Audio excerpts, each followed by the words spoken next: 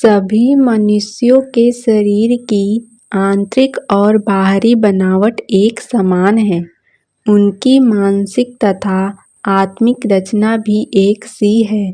वह रचनाकार जो सबको बनाता है, चलाता है, हम भले ही उसे ईश्वर, अल्लाह, गॉड, लॉर्ड या और किसी भी नाम से पुकारे, एक ही विधि से सबके पापों का नाश करके उन्हें मुक्ति प्रदान करता है। यह मार्ग सबके अंदर पहले से ही मौजूद है और सारी मानव जाति के लिए एक समान है। सबके लिए मुक्ति का साधन एक सा है और वह अपने अंतर में आत्मा का शब्द से मिलाप है। यह मुक्ति का मार्ग सबके अंदर है, लेकिन कोई भी मनुष्य, चाहे वह कितना ही विद्वान और चतुर क्यों न हो, इसे स्वयं नहीं खोज सकता। केवल वक्त के सतगुरु जो स्वयं इस मार्ग पर चलकर अंतिम मंजिल तक पहुंच चुके हैं, हमें यह मार्ग दिखला सकते हैं। इसके अलावा अन्य कोई रास्ता नहीं है। जब तक कोई सतगुरु हमें कुंजी न दे, हमें शब्द के साथ न जोड़े तथा अभ्यास में हमारी सहायता न करे, तब तक आत्मिक जागृत पापों से छुटकारा और मुक्ति प्राप्त करना संभव नहीं है। शब्द हमारे अंदर ही है, किंतु इसकी कुंजी सतगुरु के पास है।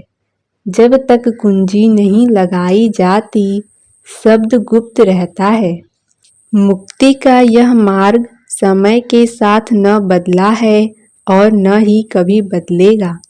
संत महात्माओं की वाणी पढ़कर पता चलता है कि वे भले ही किसी भी काल या देश में क्यों न हो, उन्हें इस एक आध्यात्मिक मार्ग को अपनाया और इसी का उपदेश दिया है।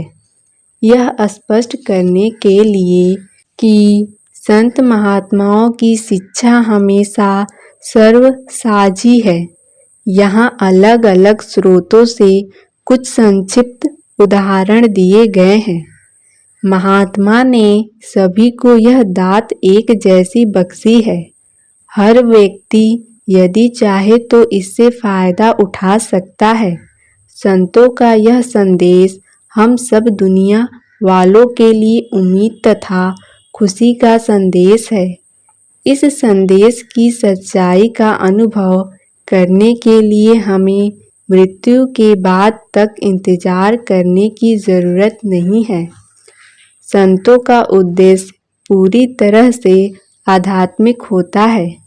मन और माया के निरंतर साथ के कारण पत्थर की तरह निर्जीव हो चुकी आत्माओं में नए जीवन का संवार करने के लिए संत उन्हें शब्द के साथ जोड़ देते हैं। वे फिजूल के वाद विवाद में नहीं पड़ते और हर प्रकार के धार्मिक झगड़ों से दूर रहते हैं। वे न तो कोई नया मत चलाते हैं, न ही किसी मत या पंथ की आलोचना या विरोध करते हैं। वे कुछ बिगाड़ने के लिए नहीं बल्कि बनाने के लिए आते हैं। वे जीवात्मा को सर्वव्यापी शब्द के साथ जोड़ते हैं। आगे के पृष्ठों में इसी बात को समझाने की कोशिश की गई है। सृष्टि की रूपरेखा। हम अक्सर अपने आप से पूछते हैं, हम अपनी वर्तमान अवस्था में कैसे पहुँचे? हम कहाँ से आए हैं? हम कहाँ जाएंगे? इन बुनियादी सवालों का थोड़े से शब्दों में जवाब देना मुश्किल है, क्योंकि हमारी बुद्धि सीमित है और इस बारे में हमारा अनुभव बहुत कम है। हालांकि इस पुस्तक को पढ़ने से हमें अपनी दिव्य शक्तियों के विकास के लिए नई प्रेरणा मिलेगी, जिसके द्वारा हम अंदर प्रगति कर सकते हैं और फिर एक दिन हम अंतर में उन ऊंचाइयों पर पहुंच जाएंगे जहाँ हमारी चेतना तथा ज्ञान की दिव्य शक्तियाँ परमात्मा द्वारा बनाई गई सृष्टि की रूपरेखा को देख और समझ सकेगी और हमें अपने सब प्रश्नों के उत्तर मिल जाएंगे। रचना के 3 मुख्य स्तर या मंडल है: आत्मिक, मानसिक और भौतिक। इन तीनों मंडलों में इनकी प्रकृति के अनुसार ही जीवात्माएं हैं। इन्हें शब्द ही पैदा करता है तथा शब्द ही इनका पालन करता है। शब्द को नाम या कलमा भी कहा जाता है। सृष्टि के सबसे ऊंचे निर्मल आध्यात्मिक स्तर में केवल चेतना, प्रकाश और प्रेम है। आत्मा वहाँ एक बूंद की तरह है और शब्द समुद्र है। उस जगह आत्मा अपने मूल रूप में है। यही परम पिता परमात्मा का धाम है और हमारा असली घर भी है। आध्यात्मिक मंडलों के ठीक नीचे मन के अति सुंदर मंडल है। यहाँ परमात्मा के धाम से नीचे उतरती हुई आत्मा को मन का साथ मिल जाता है। आत्मा यहाँ पर कारण तथा सूक्ष्म शरीर धारण कर लेती है ताकि वह इन मंडलों में कार्य कर सके। इस प्रकार आत्मा पर दो और खिलाफ चढ़ जाने से ऐसा लगने लगता है कि मन और अधिक बलवान हो गया है। आत्मा जब मन को साथ लिए तथा अन्य खिलाफ ओढ़े हुए अंत में सबसे निचले मंडल में पहुंचती है तो इसे इस दुनिया में कार्य करने के लिए स्थूल शरीर मिल जाता है जो एक और खिलाफ बन जाता है। इस अवस्था में आत्मा के अस्तित्व का तो पता ही नहीं चलता। यहाँ मन शारीरिक क्रियाओं की सीमाओं के अंदर कैद होने के कारण दुखी तथा अशांत रहता है और अपने एक अलग मिथ्या अस्तित्व की रचना कर लेता है, जिसकी वजह से हम भूल जाते हैं कि हम सब वास्तव में परम पिता परमात्मा से अभेद हैं। हालांकि नीचे के मंडलों में भी आत्मा है, लेकिन यहाँ जीवन को संचालित करने वाली शक्ति मन है। हम यहाँ एक ऐसी सूक्ष्म तथा प्रबल शक्ति के मंडल में रहते हैं जो आत्मा को सबसे अलग करके इसे बंदी बना देती है और इसे उन रूहानी मंडलों में जाने से रोकती है जहाँ की वह रहने वाली है। यह शक्ति आत्मा को मन और माया के मंडलों की सीमाओं के अंदर कैद रखती है।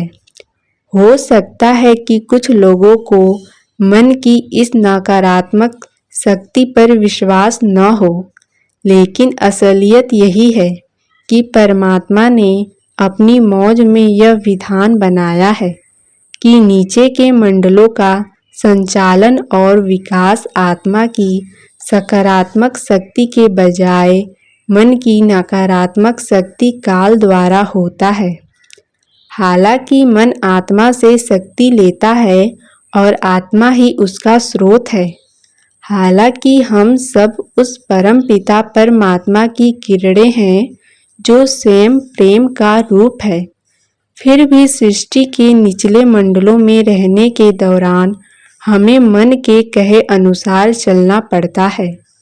संत सतगुरु हमें बार बार चेतावनी देते हैं कि हमारा सबसे बड़ा दुश्मन मन है, जो हमारी आध्यात्मिक उन्नति तथा परमात्मा से एक होने के अनुभव में सबसे बड़ी रुकावट है।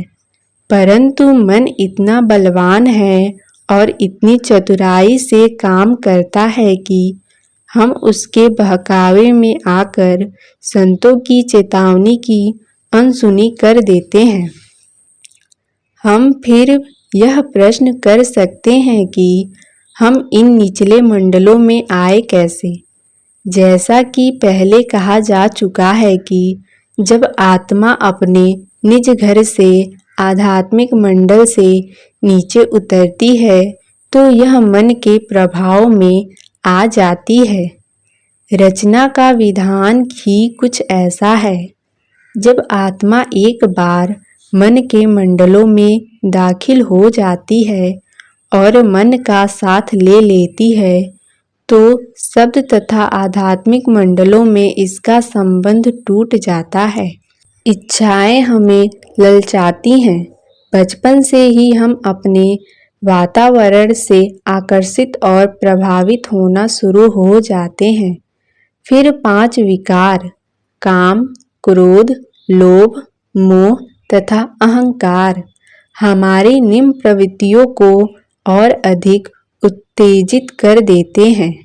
शराब, तंबाकू आदि मादक पदार्थ हमारी इंद्रियों को कुछ पल का सुख देकर हमें माया में इतना अधिक धकेल देते हैं कि हमारे अंदर की मानवता का स्थान धीरे धीरे पशुता ले लेती है। अपनी शारीरिक इच्छाओं को पूरा करने के लिए फिर हमें पशुओं की योनि में और कभी कभी और अधिक नीचे गिरकर पेड़ पौधे की योनियों में भी जन्म लेना पड़ता है। वहाँ से फिर हमारा ऊपर की ओर विकार होना शुरू होता है और अनेक योनियों में से होते हुए हमें अंत में वापस मनुष्य जन्म प्राप्त होता है। इस तरह हमें फिर से अपने अंतर की रूहानियत का अनुभव करने का खास अवसर मिलता है और साथ ही इस अनुभव के लिए योग्यता भी दी जाती है।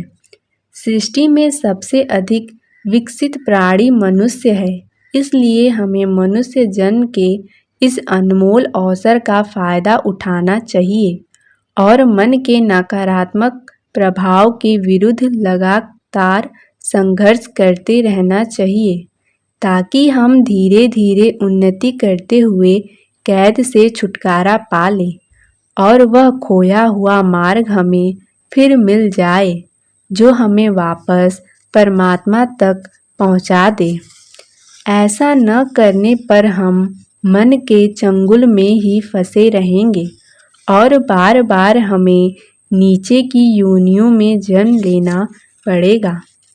यहाँ इस बात पर जोर देना जरूरी है कि भले ही यह संसार रचना का सबसे निचला लोक है, परंतु परमात्मा ने मनुष्य को अपने ही रूप में बनाया है। यह उसका विधान है।